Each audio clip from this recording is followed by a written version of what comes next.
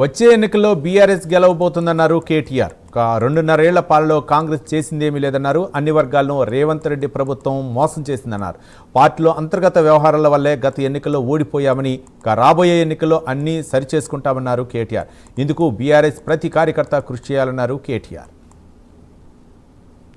తెలుసు ఎందుకు చెప్తున్నా అంటే, అట్లా బతికేటోళ్ళు మార్కెటింగ్ చేసుకుంటోళ్ళు ఉంటారు, కొనుక్కుంటోళ్ళు ఉంటారు. ఇలా వాళ్ళ ఆస్తి విలువ ఏందండి?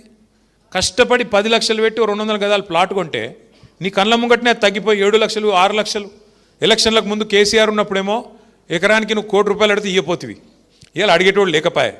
ఎట్లా అనిపిస్తుంది? బిడ్డ పెళ్లి చేయాలన్నా, వ్యాపారం చేయాలన్నా, ఒక కొత్త పెట్టుబడి పెట్టాలన్నా, ఏమిటికి ఏమి లేకపోతే, పైసలు మార్కెట్లో లేకపోతే నీ ఆస్తి విలువ హారతి కర్పూరం లెక్క కరిగిపోతుంటే ప్రభుత్వం అంటే కోపం వస్తుందా రాదా? ఈ అమ్మాయి దరిద్రుడు వచ్చినాక ఏమి రాబోయే ఇట్లయిపోయింది అనే ఫీలింగ్ వస్తుందా రాదా?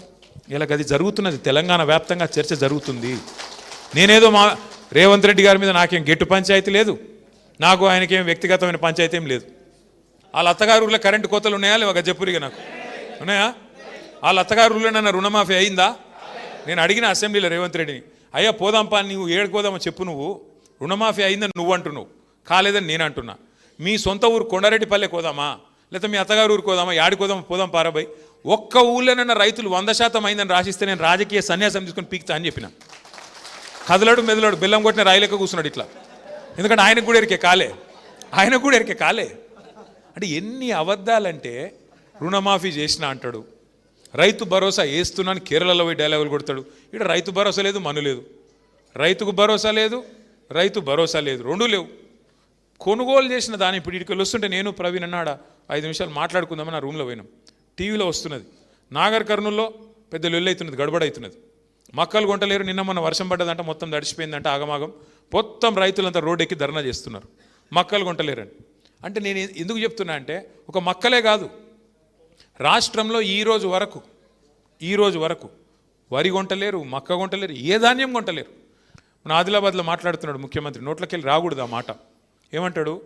ఎంత కండలు తిరిగిన వస్తాదైనా 3 నెలలనే పిల్లలు పుట్టిస్తాడా? ఇది ముఖ్యమంత్రి నోట్లకెళ్ళి వచ్చిన మాట. నేను అడుగుతున్న ముఖ్యమంత్రి గారు, 3 నెలలకు పిల్లలు పుట్టరని నాకు కూడా తెలుసు, అందరికి ఎరికే.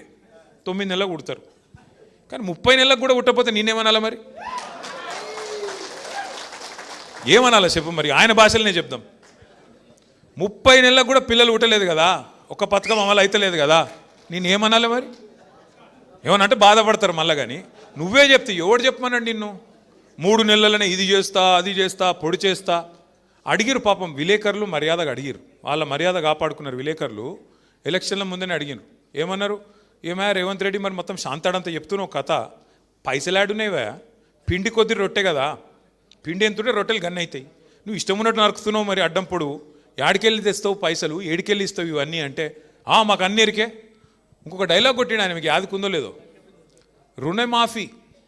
రుణమాఫీ చేయాలంటే 40,000 కోట్లు ఒక్క సంవత్సరం కడుపు కట్టుకుంటే అయిపోయాన్నాడు. మరి ఇప్పుడు కడుపు కట్టుకుంటే అయితలేదా? బెల్టులు దొరుకుతలేవా కట్టుకోనికే? ఏమవుతుంది రాష్ట్రంలో? ఒక్క వర్గం చెప్పండి, నువ్వు మోసం చేసింది చేయకుండా, నీ చేతిలో మోసపోకుండా ఉన్న ఒక వర్గం చెప్పు నువ్వు కూడా ఏం చేసినావు మరి? 3,70,000 కోట్లు అప్పు చేసిండు రేవంత్ రెడ్డి ఇప్పటికీ.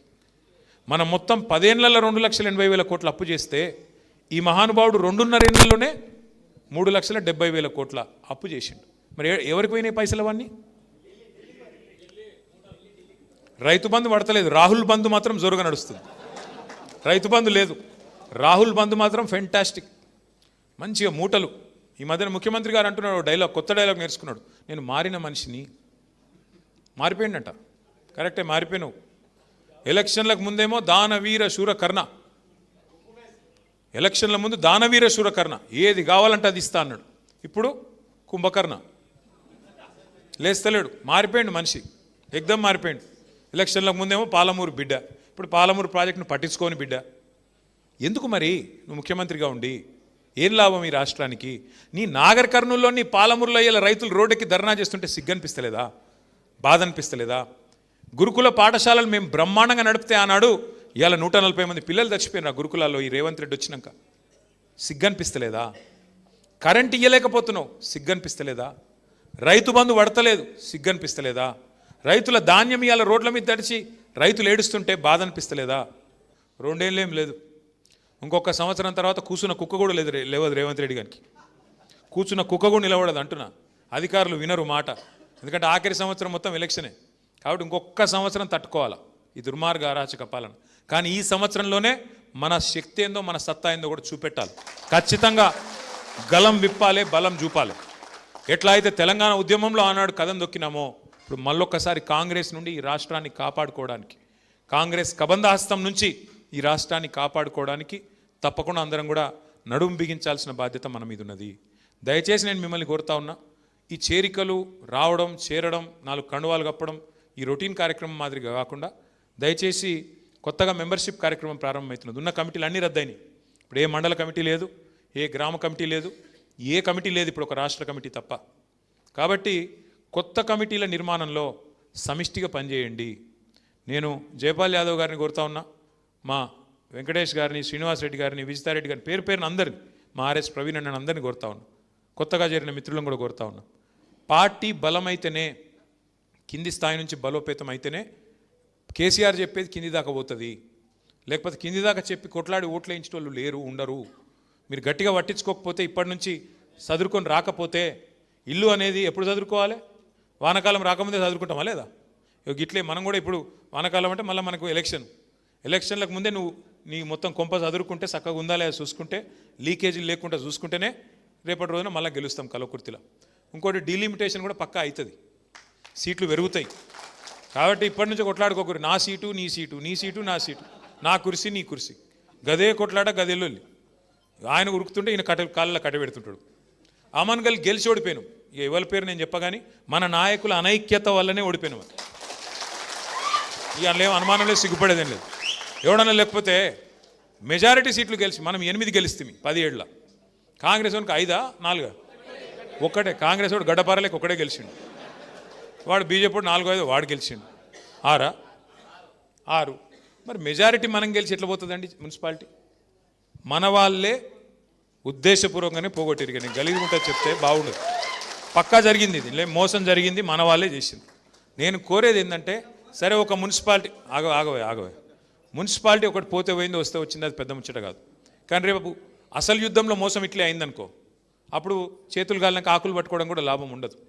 ఇప్పటి నుంచే దయచేసి కొద్దిగా గత అనుభవాల నుంచి, గత తప్పుల నుంచి పాఠం నేర్చుకుందాం. ఒకరికొకరు అండగా నిలబడదాం. ఒకరికి కష్టం వస్తే మరొకరం గట్టిగా అండగా నిలబడదాం.